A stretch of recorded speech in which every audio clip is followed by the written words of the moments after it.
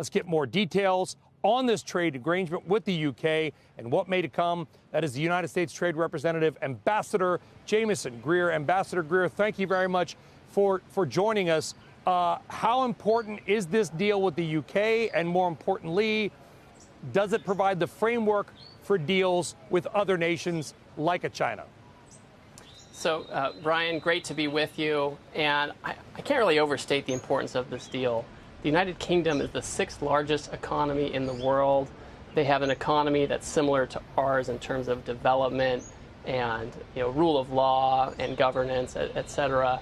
And so this is exactly the type of deal that we should be making. The UK did a pretty bold thing a few years ago when they did Brexit, and part of the reason they did it is so they could have more control over their trade policy separate from Europe. And we're seeing that today. They've agreed to open up their markets to our agricultural products, to our industrial goods, and importantly, to align with us on economic security.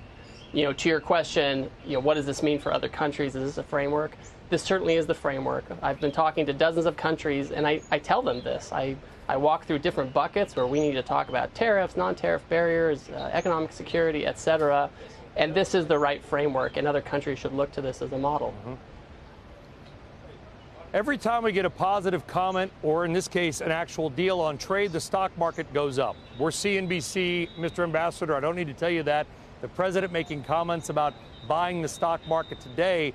Should we take those comments and this deal as a sign of optimism about what may be to come? Because the markets, the stock markets, which are kind of our metric, as you know, they are responding in a positive way. Well, I think anytime you get positive news, you'll get a reaction in the stock market. Sometimes the market, will underreact or overreact. What's important to look at are the trends, and the trends we're looking at are, the market's in a great place, the jobs numbers were good.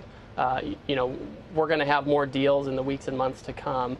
We're talking to China this weekend, the Secretary of the Treasury and I think everybody should take comfort and be excited about what's coming. The president has shown that he knows how to use trade policy in connection with other economic tools to have a very competitive economy, and that's what we're seeing right now. And the market is just one aspect of that.